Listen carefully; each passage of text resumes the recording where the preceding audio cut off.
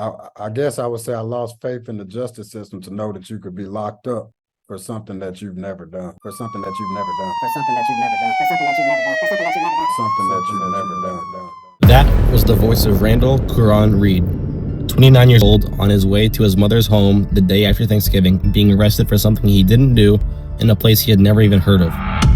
Accused of using stolen credit cards to buy over $15,000 worth of designer purses, an AI the police used to find the theft, Clearview AI, had used facial recognition technology to identify Reed and two other individuals through a security camera.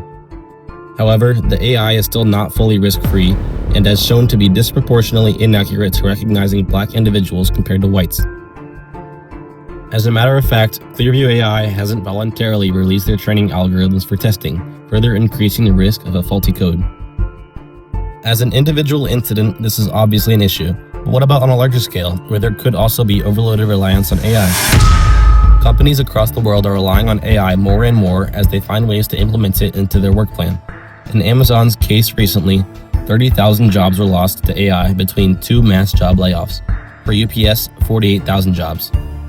The increasing reliance on machinery raises a larger question about whether efficiency is worth the risks created by inaccurate AI systems. AI should only be used as a starting point or an assistant, not as complete evidence in a high-stakes scenario. I'm Jason from Oakton High School, recording for Fielding AI.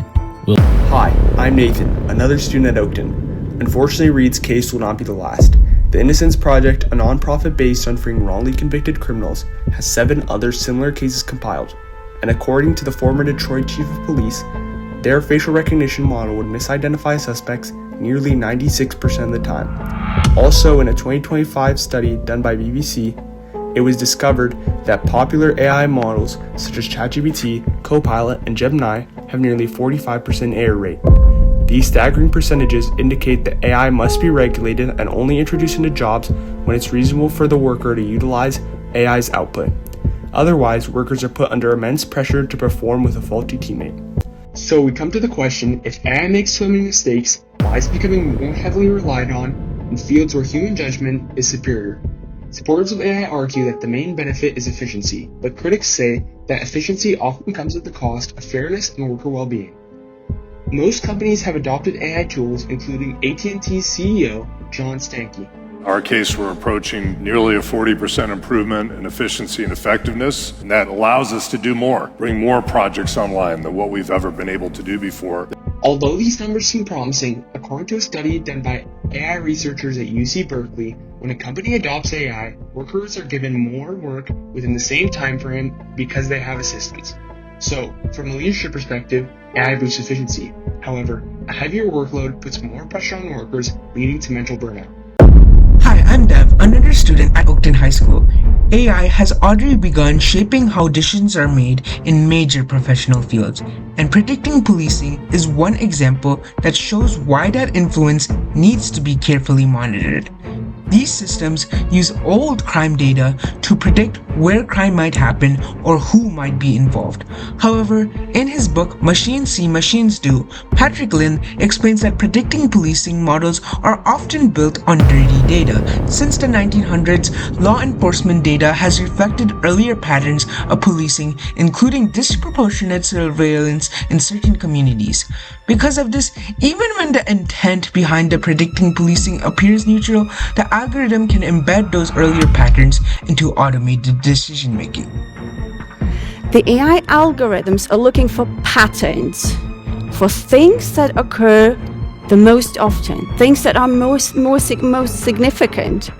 That was Julia Mann, the managing director at the AI Center at the RWTH Atching University, showing that the patterns AI is coded on ultimately skew outputs. If we rely too heavily on these biased reviews, something important is missing when decisions rely only on data patterns instead of human judgment.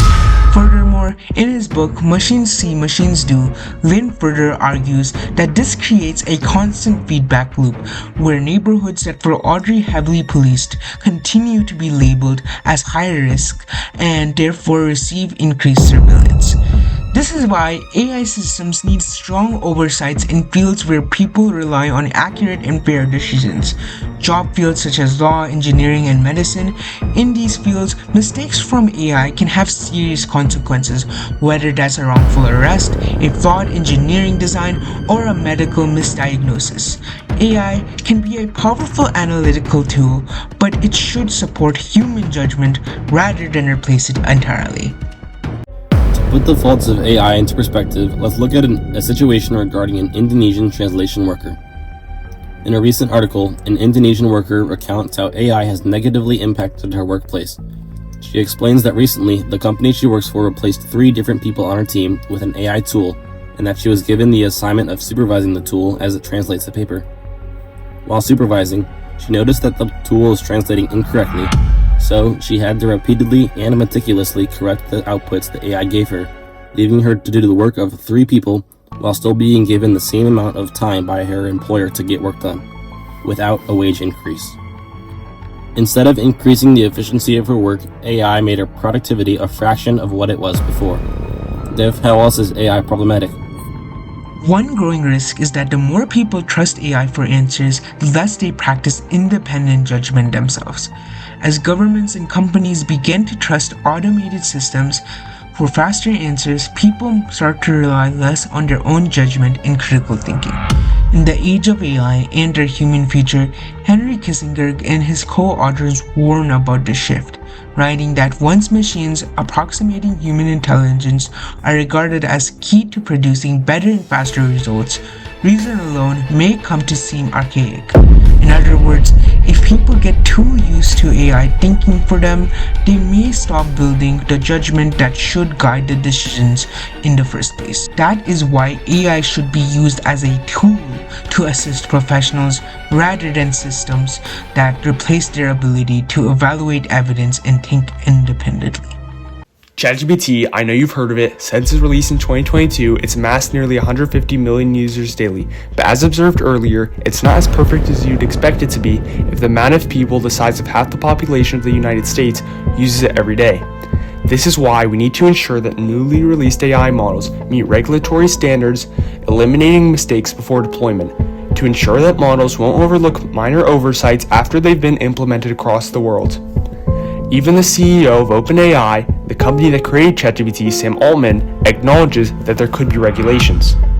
When we step back and look at the bigger picture, the real issue with artificial intelligence is not as much as how the technology works, but how society chooses to use the imperfect tool. AI has the potential to speed up research, improve medicine, and process information faster than humans can.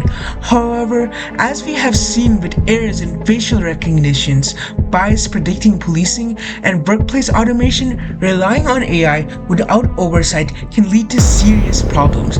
As said by Kissinger in his book, developing a guiding ethic for AI will require commitments and insights from elements of society. This is why open discussions are crucial between communities. This argumentative discourse matters because AI is one of those issues where speed, profit, and fairness all collide, so society needs real debate before these systems are trusted in high-stake decisions.